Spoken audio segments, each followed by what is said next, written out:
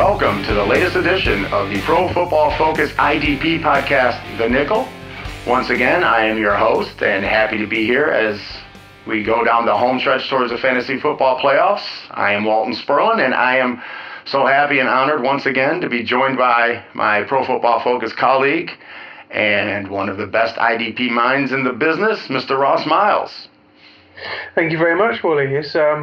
It's crazy how fast the NFL season goes once we're in it. It feels to me like we're waiting through. The off season is painful for me. I hate the wait. And then when it's here, it just goes so fast. So it's week 10 already. I know. I think I mentioned that in the beginning of one of my articles just recently that it was, the off season seems to.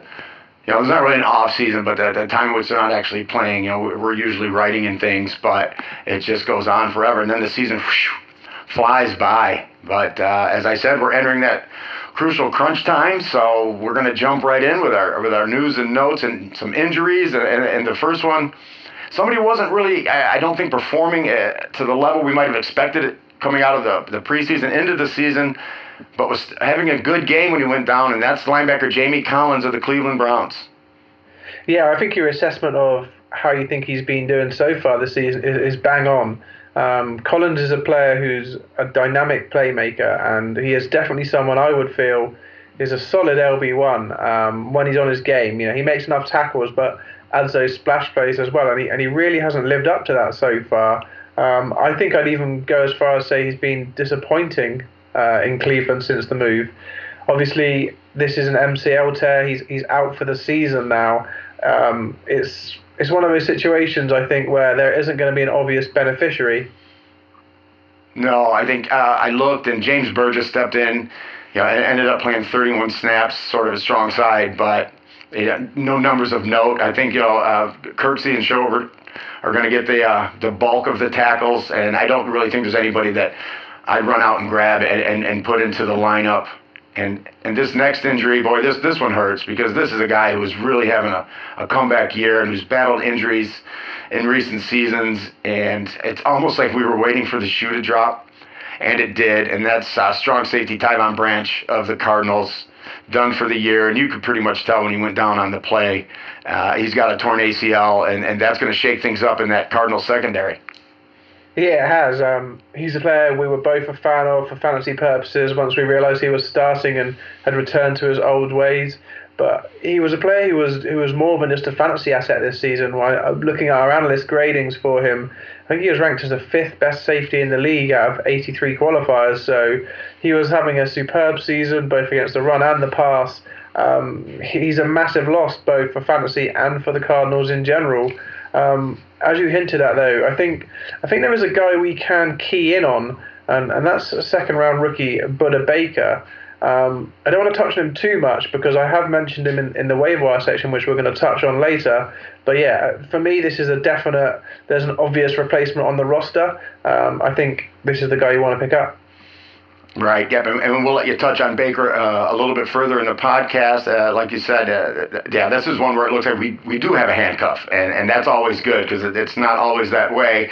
And speaking of that, let's go right on over to the Dallas Cowboys, who are going to be without Sean Lee, veteran fantasy standout when he's healthy. That's the big caveat there. But he's going to miss some time with a hamstring injury. Yes, there's been mixed reports, I think, on when he's going to be back. I think sources have told the beat writer Brandon George that the likeliest date we're going to see him is the 10th of December against the Giants, which I believe is 3 weeks away. That's plenty of 3 games away. Sorry, not 3 weeks away. 3 games away. It's difficult. I mean, as we said, Lee is a player who has been a presence in fantasy for many seasons, but injuries have always plagued him, and it's another season when he's going to go down 2-1.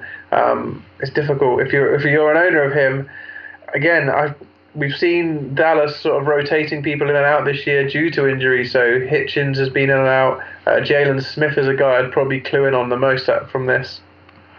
Right, and I have down here in my notes talking about Jalen Smith. If you take a look at least at last week, I believe Lee went out towards the end of the first quarter with the injury, And Jalen Smith ended up playing 50 snaps, which is of note because in week 9 he played 17 snaps, week 8 he played only 17 snaps. So in the immediate aftermath, obviously Smith saw the field a lot more. Now the Cowboys, will have had a week to kind of get their ducks in a row, and I think we'll touch on this a little bit later on and waiver wire or defense when we talk defensive backs, if I'm not mistaken. But at least right out of the gate, it looked like Smith was the guy they turned to. And as you mentioned, Hitchens, he was almost an every down player already, just being back there. But maybe they'll shift guys around. But anyway, Smith saw 50 snaps. We'll make of that what we will. This could be another situation that changes as the week goes on. And another linebacker on a team that could ill afford to lose another linebacker is Will Compton, who had seen his playing time increase with the injury to Mason Foster.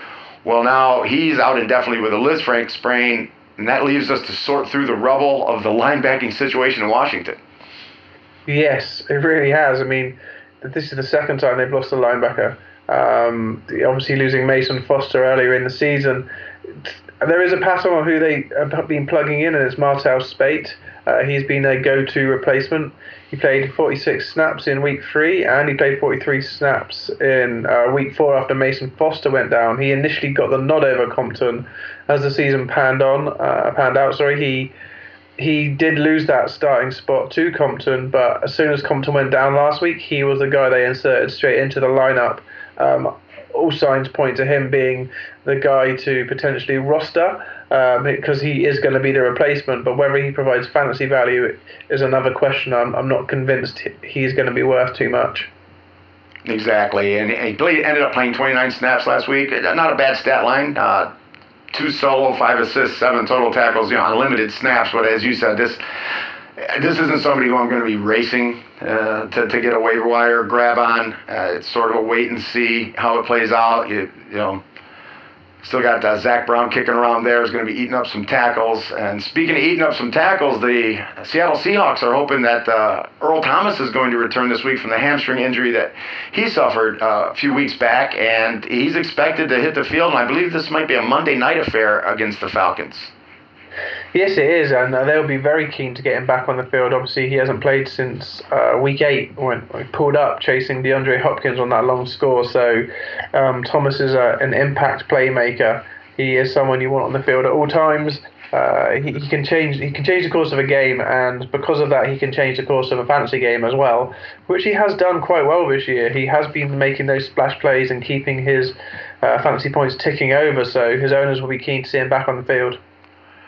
Right, and we said, he's sort of a boom-bust type guy, but this year, he'd actually kind of outperformed how we had downplayed him in the preseason, but we'll see. Players coming back from hamstring injuries always give me a bit of the willies because it just seems like that's something that can reoccur. But at this time of year, if you've been riding Earl Thomas, and you're fighting for a playoff spot, if they think he's good to go, they're going to roll him out there. And speaking of good to go, for the first time since week 4, Olivier Vernon of the Giants was able to hit the field. And while I don't believe he got to the quarterback, he still had a decent day due to one of those sort of outlier plays for a defensive lineman. Yeah, you're right. He grabbed an interception, which is not a play you usually expect from a big man in the front line there. But he added 4 total tackles. But most importantly for me was his usage, 54 of 61 snaps. So he was on the field a lot. Potentially you were thinking he's been out for so long, there might be a bit of ring rust, whether they wanted to ease him back in, especially when, I think as we're all aware, the Giants are having a bit of a shocking season. But that's not been the case. They rolled him straight out and got him heavily involved. So as far as I'm concerned, Vernon should be a fringe DL1 moving forward. I only say fringe because I haven't quite seen the play out of him I would like to normally. Normally I'd be quite confident about pushing him into the top 8.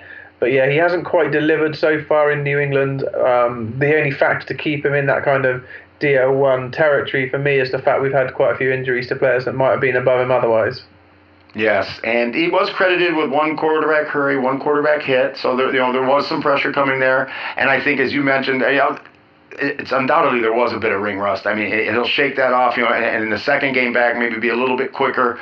So, it's, as you said, he's not going to endure a DL1 just because we've seen what he can do, and the position isn't very deep. So, It's good to get a guy back, and we'll touch on Vontaze Burfict real quick here before we kind of segue into a huge performance, and that'll take us right to defensive lineman. But I think in a good move, the NFL decided not to suspend Vontaze Burfict. Although I'll be honest, when I first saw the ticker tape say that something had happened with Vontaze Burfict, I went the other way until I was able to see the play. What do you think, Ross?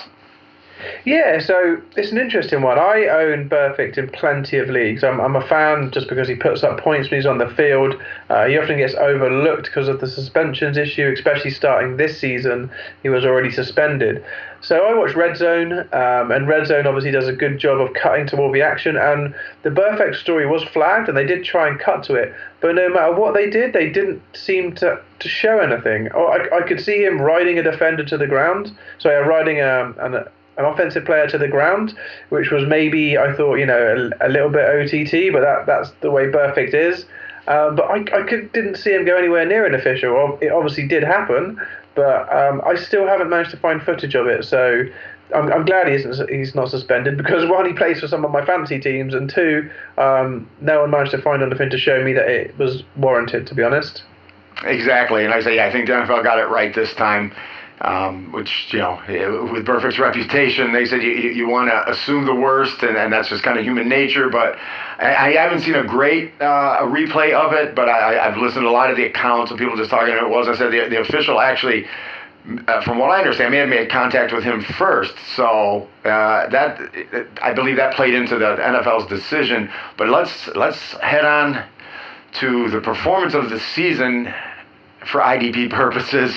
And it'll take us right into the defensive line talk. But holy smokes, did Adrian Clayborn had himself quite a season last week?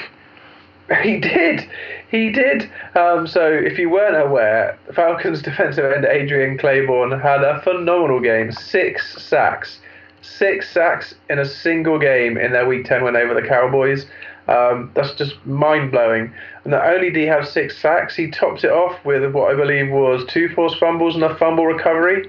Added 3 tackles for loss as well.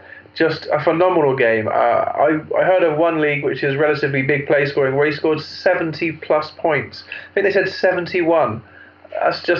That's incredible. That's a huge amount of points. And the key takeaway here is the matchup. Obviously, the Cowboys were missing their all-pro left tackle Tyron Smith, and that proved to be a huge downfall for them on game day.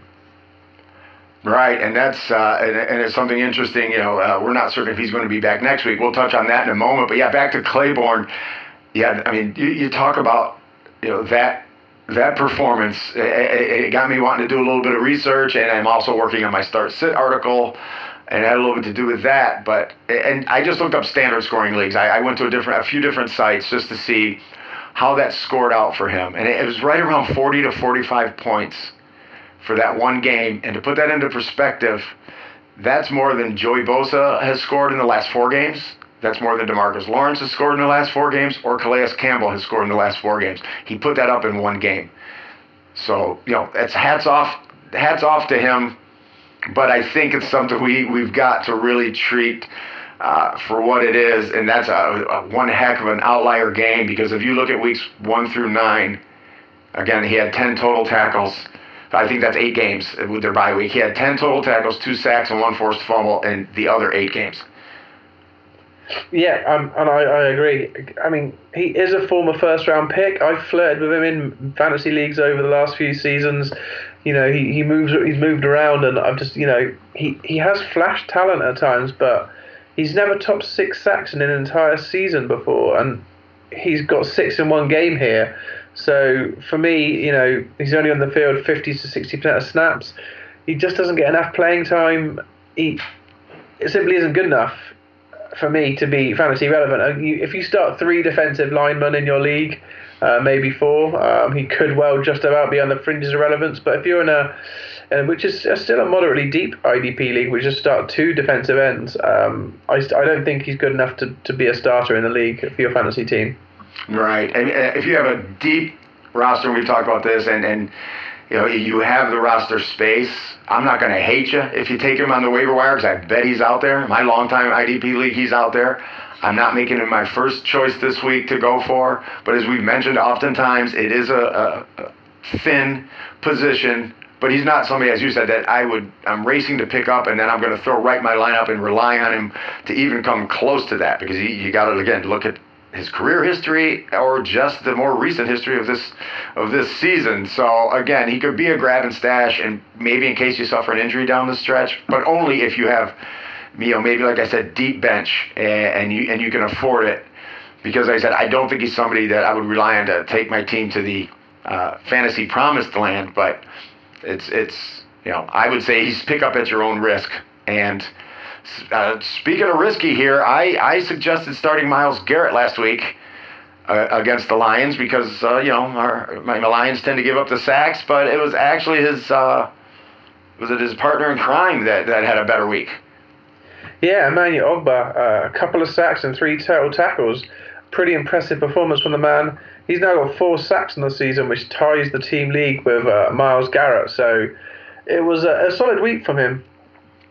Yeah, and sort of like last week that we touched on, I mean, obviously Adrian Clayborn's the big story. You don't see a week like that maybe every 4 or 5 years when there's not a Watt attached to it. But kind of a down week. There weren't a ton of multiple sack players out there. Some players that did have it. Cornelius Washington. And Ronald Blair, which I like in your show notes. You put down who, and that's about right. And then there's a couple of names you that had good weeks that you might expect. DeMarcus Lawrence back on track, and Jadeveon Clowney had a pretty good week. But outside of that, the DL was not coming through for us.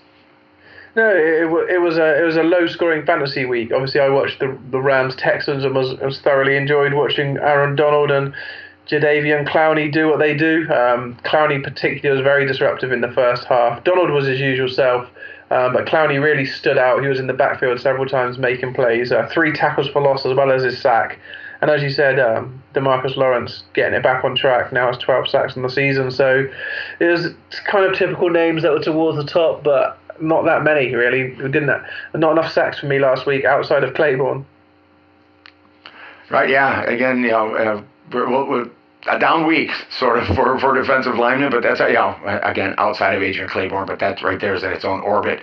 But there are some waiver wire options out there, and let's get to them real quick. And the first two, and I'll let you touch on them. They have themselves a nice juicy matchup, it appears, this week against a Dallas Cowboys line that once again may be without Tyrone Smith. Yes, indeed. I mean, I think that we need to praise my crystal ball last week when I recommended Vinny Curry and Derek Barnett on the bye week. I obviously foresaw this left tackle situation for the Cowboys. These two guys rush mainly from the right when it comes to Philadelphia. I think 95% of their pass rush snaps have come from the right-hand side, so they will be matching up with Tyrone Smith's replacement, which, Charles Green was poor enough to potentially get benched. They might look elsewhere on the roster if they can. But regardless, that means they're dipping below him and trying to shape a solution here. So whichever way the cookie crumbles, I think that Curry and Barnett are going to be highly desirable assets this week.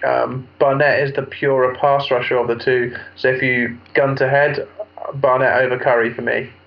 Yeah, it's very close for me as well. You can take into effect Curry prior to their bye week last week had a sack in consecutive games, but he said, I think I like Barnett a little bit better too. And actually, they did take Green out towards the end of that game. They brought in Byron Bell, and he gave up 2 sacks. So the 6 sacks that Clayborn got, 4 on Green, 2 on Bell. They don't have a replacement, so if Smith is out, you ride Curry and Barnett this week.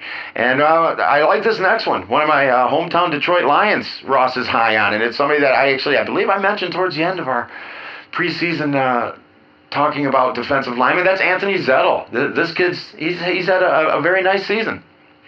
Yeah, he's not ripping up trees and sort of wrecking quarterbacks left, right, and centre, but he's getting the job done. And getting the job done is a very underrated asset to have in a fantasy player. I love those kind of people. I can't believe Zettel's ever going to post a duck egg. This is obviously commentator's curse coming in here. But, this is a guy who's had no zeros all season. He's been really, really consistent. He's not really going to threaten double-digit points on the regular basis, but I feel confident he's going to smack in 4, 5, 6. He's got 6 sacks and 29 total tackles. That's the kind of player, if you're looking for someone off the waiver wire, that's exactly what I want. You're not going to get a DE1 off the waiver wire this time of the season. I mean, you might in Barnett for 1 week only, but against the Cowboys. But generally speaking, this is a position that you just want points from. If you're struggling, the worst thing you can do, in my mind, is go all boom and bust. I'd rather have someone come in who I can just depend on just to keep pushing my points total up. It's like I think of my fantasy score a bit like the pole vault. I want to keep knocking my bar higher and higher and higher to a point where my opponent can't get over that bar, and Zettel's going to take me one step closer to that. Right. Yep. Not spectacular, and he just plays well in most facets of the game. He's held up against the run. Again, I get to see the Lions a lot here. But he had what I like is that he had a good game last week where basically with Ziggy Ansah not playing, you had to know that, and again, it was the Browns, but they were aware of Zettel and where Zettel was going to be on the field, and he still had a good game. So, as a Lions fan, it's uplifting, and now if we could just get Ziggy going, but that's a whole different story. But let's get to the linebackers now. Some of our top performers are names that aren't always there. We'll start with him. Levante David continues his resurgent season. Oh, certainly. Only 8 total tackles last week, but 7 were solo, and he added 2 for a loss. He also grabbed a fumble recovery, and when I look at David, his scoring profile is just, he has like these hidden dynamic plays going on all the time. Like when we say splash play, most people are thinking interceptions and they're thinking sacks. That's what people like, because that's the highlight play, whether it's the pick 6 return or thundering that quarterback down into the turf. And although David can do both of those things, it's his forced fumbles and his tackles for loss which really rack him up the points. If you're in a scoring system that rewards tackles for loss, David is probably flying a little bit under the radar right now. This season he's got 4 forced fumbles and 4 fumble recoveries, both which are either tying or setting new career highs for him. And we're only 9 weeks into the season, and Davis missed a few games, so he's doing a great job of finding the ball when he's making his plays, and tackles for loss again as well. It just keeps on racking up the points. Yeah, but we like those tackle totals. Even like you said, they're not spectacular. It's not double digits, but it's better than what he was putting up last year. And again, last year he was still putting up the splash plays. Now it looks like we're getting more of a combination of both. And David, who I had my doubts about coming into this season, but I'm liking him now, and I've got him on a couple teams, and he's a weekly start. And somebody who probably wasn't a weekly start in a lot of leagues stepped up for what I can only describe what has been a very anemic Green Bay Packers pass rush. And we had a little bit of surprise last week out of Nick Perry. Yeah, Nick Perry added 3 sacks to his total for the season, taking him to 7. Added 6 total tackles as well. It's been quietly productive, obviously, when you reflect on it. 7 sacks in 8 games. But as you said, they've had a pretty anemic pass rush, and if anything, he's just making up for the lack of plays by Clay Matthews and others around him. Yeah, and boy, Clay Matthews owners, and again, he's more, and usually has been, more of a threat in big play leagues, but he's not even a threat in those right now. So each of those 3 sacks by Nick Perry was another slap to the forehead of Clay Matthews owners, if there are any left. And it's good to see this next player back on the field, because he came out of the gate a veteran who sort of came out of nowhere and was playing really well, and unfortunately got hurt. Talk a little bit about the Bills linebacker that we can all fall in love with again. Yeah, Ramon Humber. He featured early in the season in my waiver wire article and then succumbed to injury, as you said. But he's back. 10 total tackles last week and a fumble recovery. He is a player who I think, if he's out there on the waiver wire, you need to be all over him.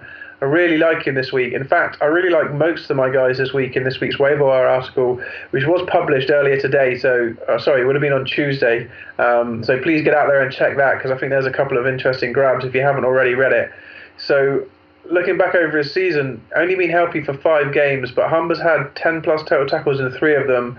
I get the feeling he's a player who deserves to be a top LB2 this season, and I think he will be for the rest of the year. Right, and I have read your article already and will echo that sentiment. Get out there and read it. Ross is ahead of the curve, as we mentioned with Curry and Barnett, in last week. Had you got him, you'd be sitting pretty now. You wouldn't be scrambling for defensive line help going into Week 11. So make sure you get out there at Pro Football Focus and check out Ross's IDP waiver wire suggestions. They're the ones that are going to put you over the top. And a couple of other big performances from maybe the linebackers that we don't consider the number ones on their team. Is KJ Wright of the Seahawks double digits, and Devondre Campbell outperformed Deion Jones by putting up 13 total tackles. Yeah, Devondre Campbell is a player that I like, and I've kind of fancied to do a bit more, and he hasn't quite delivered this season. This was actually his first double-digit tackle performance, which, I was hoping for more from him, but it's difficult when you're, alongside a tackle monster like Deion Jones. I think that we often see that when you have these kind of duos, they don't always work together. They do sometimes. I mean, we've got a few going. Obviously, KJ Wright and Bobby Wagner being a case in point. Bobby Wagner racked up 11 total tackles this week and continues having a great season. But KJ Wright's quietly having a good year too. 10 total tackles and 2 pass breakups. He's actually averaged just under 11 total tackles over the last 4 games. And this is while Wagner's been putting up bountiful point totals too with his sack, fumble, recovery week last week, I think it was. So, these two Seahawks linebackers are definitely doing the job, whereas Campbell hasn't quite delivered on a weekly basis alongside Jones. Right, and another player, Zach Brown, we touch on him, seems like on a weekly basis. Ho-hum, another double-digit week for Zach Brown. Reuben Foster, he appears to be healthy, and he put up double-digit tackles again this week. Yeah, I think it was worth mentioning both. I mean, Zach Brown, we do keep mentioning him, but if you're looking at him and going, does he deserve to be one of these top LB1s? He does. He keeps deserving a mention week after week in top performers. He is a double-digit tackle machine at the minute. And again, I wanted to give Reuben Foster a little shout-out just for his 10 total tackles, because we did have question marks, and we talked about him over the last week or so, saying that he is showing when he's healthy, he's got LB1 potential, and he's doing it again. Just confirmation of what we were hoping to see from both these guys. Right, and on a side note here, because we did discuss the 49ers linebacker situation last week a little bit in depth and trying to figure out what was going on, it's time to go ahead and cut bait with Ray Armstrong. He didn't play a defensive snap last week. So if you're wasting a roster spot with Ray, you can go ahead and say goodbye to him and go out there and pick up one of Ross's suggestions in his article this week, because Armstrong's not in the picture anymore. Brock Croyle has taken over that position, and Ray's just standing on the sideline. Now let's talk about some waiver wire options. And, we touched on one of them above. If you want to pontificate a little bit more on Umber, or do we think we covered him? I think we covered him. I mean, like you said, when he's been on the field this season healthy, he has been getting double-digit tackles, and that's an attribute you want from any linebacker. So pick him up. I feel there's more chance that Humber's available than the second guy we want to talk about, Denzel Perryman. Yeah, Perryman returned last week, and I was interested to see, and I believe we touched on this as well, what was going to take place. He came back and had himself a very nice game with 9 total tackles. He did. I saw the stat line before I saw his snap count. So when I saw the stat line, I was like, okay, Perryman's back doing his job. But the snap count made it even more intriguing, because he only played 45 of 84 snaps. So that means that, the Chargers had a pretty solid defensive workout. They were on the field a lot more than you would normally expect. But he wasn't an every down linebacker. Now, to me, this is a rust thing. He's coming back from injury. I do expect him to move on towards that role. I just think they're, easing him in gently. Right, and to follow up just a little bit on that linebacker situation, I think now outside of Perryman, it's almost Perryman or nobody, because last week Hayes Pullard was out with a neck injury. He'd been playing well, so I thought, okay, who's going to step in? Is Jatavis Brown going to see more snaps? Well, he did. He saw 53 snaps. Put up 5 total tackles, so meh there. But then a little bit more surprisingly was Corey Toomer was suddenly back in the mix. He played 34 snaps, and on those snaps, he put up 7 total tackles. So to me, that just says, you know what, that's too many cooks in the kitchen. I'm just going to stay with Perryman. Exactly. One of the things I like to preach in fantasy is don't give yourself difficult decisions. Just if you're trying to hold these players and you're never sure about the snap count or if they're going to produce, you end up just stressing out on a Sunday morning before the games. You don't want to stress out. This is just fantasy football. As much as we all want to win, you want to put yourself in a position where you have nice, easy decisions and you feel confident how you put it into your lineup. If you're having to rapidly fire off all these waiver questions about start sits to us and other fantasy analysts with 15 minutes to go, you're giving yourself head scratching situations. Just be careful of these. There's an obvious choice in Los Angeles with the Chargers, and that's Perryman, and avoid all the others. Not going to argue with that. That's sound advice right there. Let's move on to the defensive backs. And Cam Chancellor had himself quite a week, and now there's a question mark around him. Yes. Just as we get news that we expect to see Earl Thomas back on the field, we're getting news filtering through that Cam Chancellor might not be on the field for week 11. He is only questionable rather than doubtful, and we all know how NFL teams like to play with their injury statuses and the reporting of such. But 10 total tackles, 9 of them solo, and a forced fumble last week.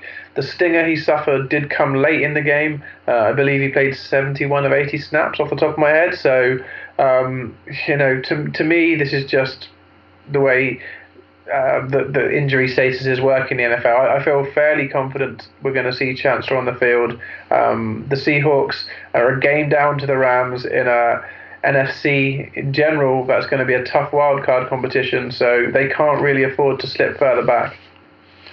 Right, yeah. And if Chancellor's on the field, I think, you want to roll with him. And if he's off, I don't think there's anybody that we would sit and go, oh, well, maybe Bradley McDougald because he signed there. No, I think if Chancellor doesn't play, you don't look for a handcuff. You look for another player.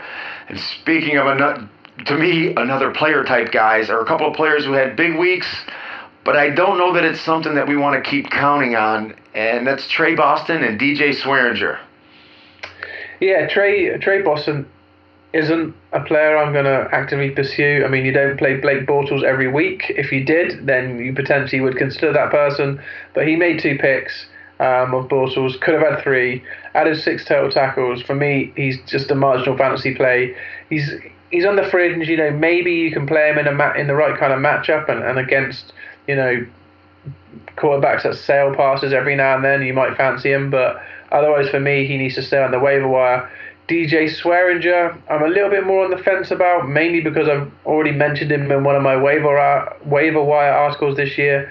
But as far as he hasn't really delivered since then. I had a look over his stats, and if I picked him up on that recommendation, I'd probably be a little bit peeved. So at least 5 total tackles and 2 interceptions. I hope if you had listened and you were plugging him in, you did get the benefit of this week.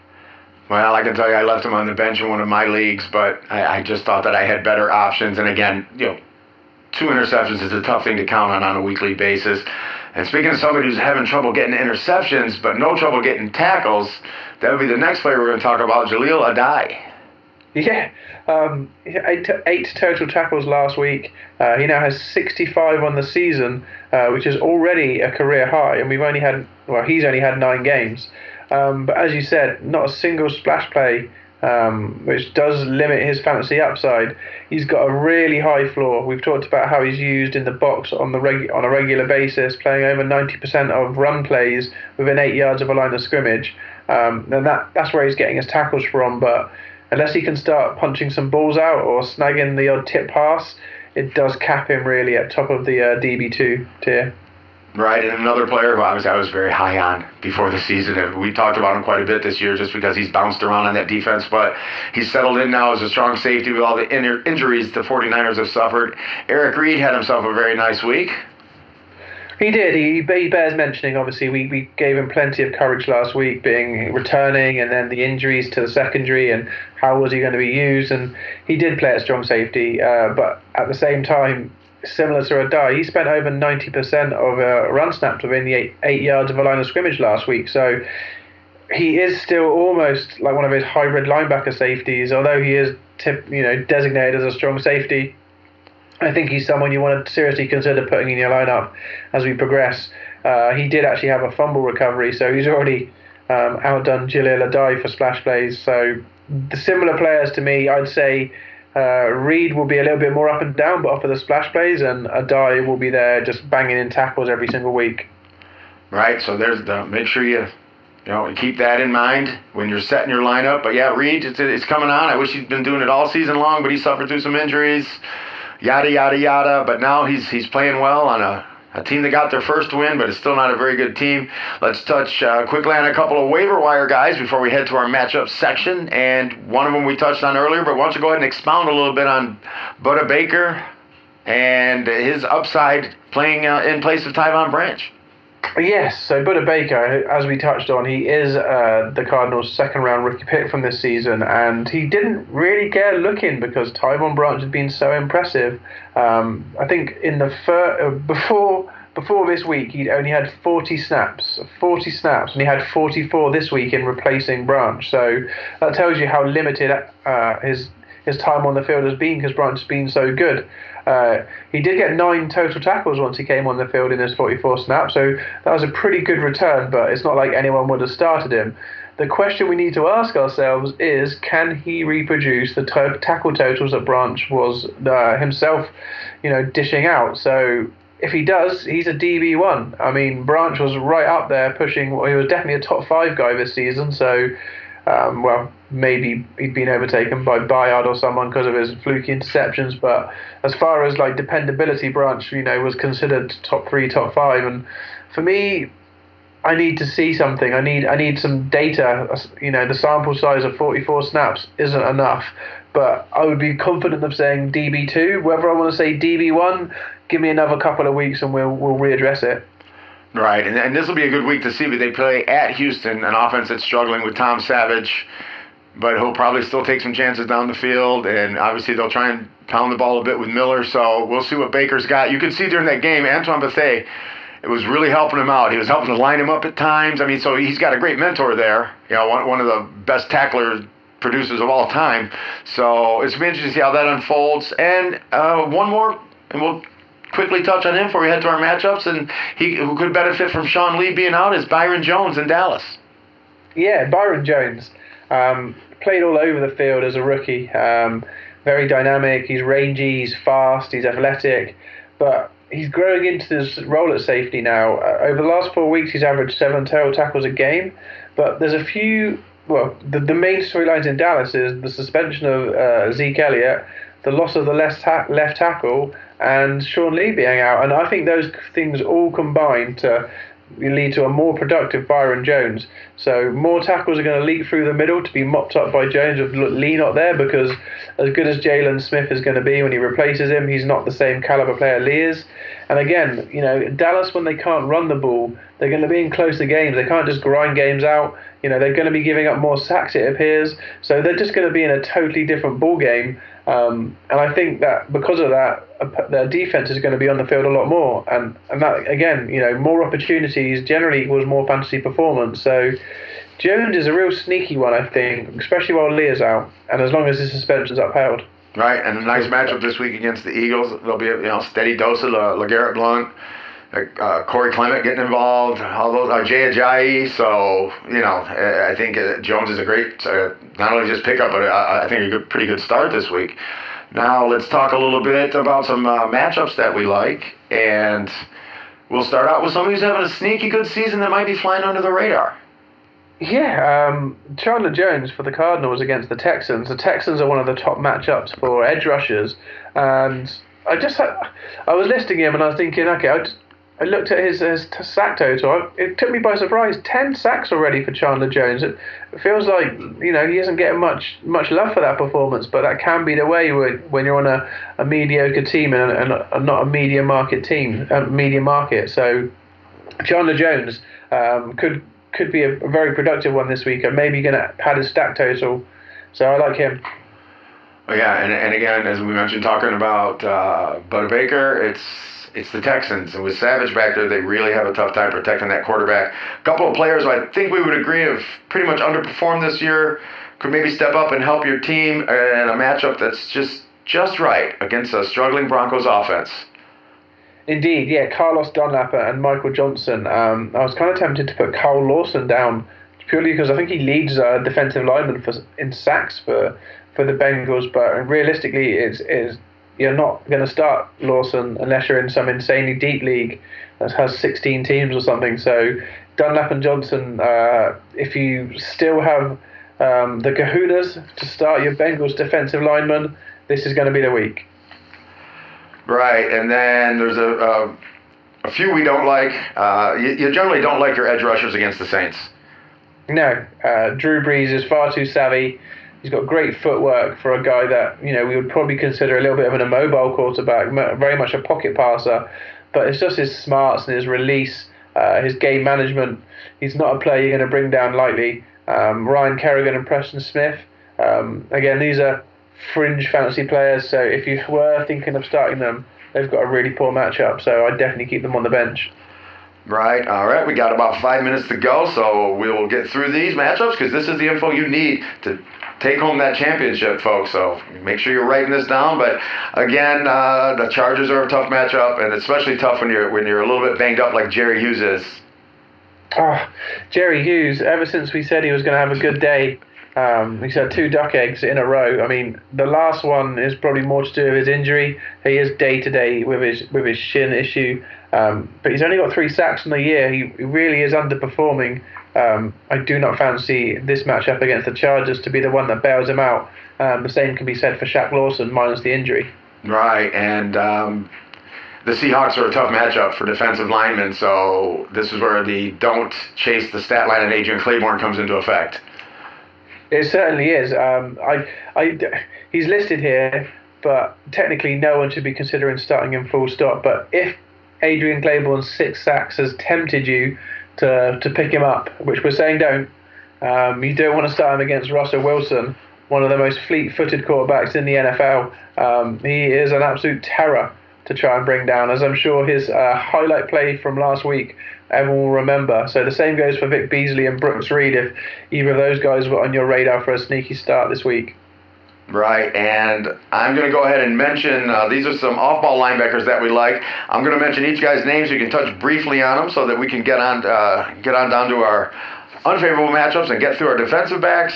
One guy we talked about already, Denzel Perryman. Then we like our Steelers linebacker combo of Shazier and Williams. And then from your Rams, Ogletree and Barron. These guys all have plus matchups. They do. By far the best matchup is for Perryman against the Bills. He's the guy I would be most keyed in on.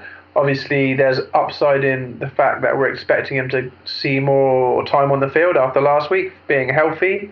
So Perryman I like, and obviously he's a waiver wire grab as well. I think he might sneak under a few radars. Shazier, Ogletree, and Barron are all, they're every week starts no matter what. We're just giving you the heads up that potentially they could have better than average weeks. And Vince Williams, again, it's a decent matchup. He maybe hasn't quite lived up to expectations for some, but hopefully he can turn around that with a decent performance against the Titans. Right, and we're not crazy about our Chargers, or I'm sorry, linebackers against the Chargers is what I want to say there. So even though we've talked up Raymond Umber, not exactly the week to ride him. Indeed, and the same goes for Preston Brown. I think if you're picking him up off the waiver wire and you really need him, you could plug him in, but just temper expectations.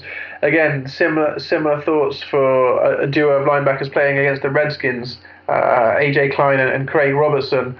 Again, fringe fantasy players, but if you're in a deeper league and you're scrabbling and you're seeing some totals from those guys you like, this isn't the week to depend on them. Right, and I know Klein's also battling through an ankle injury. I think he only made it to about 9 snaps last week, so keep these guys off your radar.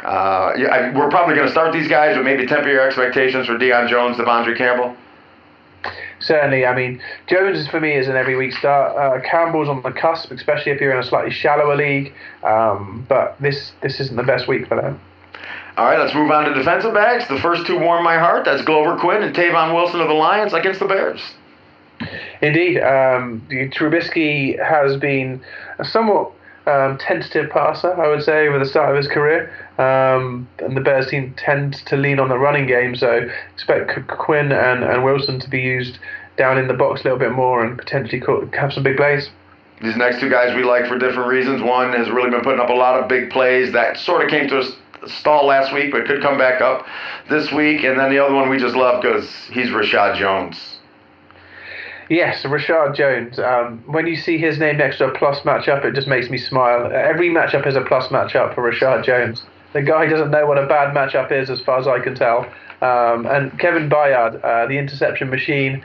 Maybe Big Ben will be a little bit loose. And, he does like to go deep. He does like to challenge people. So perhaps Byard will grab what would be his 7th interception of the season if he gets one more. Right, and 3 guys, and I'll mention each one of them, and if you want to, go ahead and just go ahead and touch on them. Malcolm Jenkins, DJ Swearinger, Keanu Neal. Obviously, we're going to start Neal because he's Keanu Neal, but the other 2, these are just not good matchups this week. Correct, yeah. I mean, they're not good matchups, but they're not horrific. They're not as bad as we've seen on the stage of the season. The differential between the best and the worst isn't quite as titanic as we have seen in other years. But Malcolm Jenkins is a player who I think hasn't really, again, lived up to some of the expectations. Swearinger, we've already touched on the podcast. I've listed him as a waiver wire grab, and he hasn't quite delivered. He was good last week, but that was because of his interceptions. I don't think I'm clearly about to, guarantee him an interception when I say Drew Brees doesn't throw an interception. It doesn't, but yeah, we'll see. And Keanu Neal, you have to plug him in and play. He is a very productive player, but again, temper expectations against the Seahawks offense that is careful with the football. There you go, folks. Ross breaking down the matchups like only Ross can. And those are the players you want to get in and or out of your lineups. And that does it for this week. So, Ross, do that thing you do. Indeed, Wally.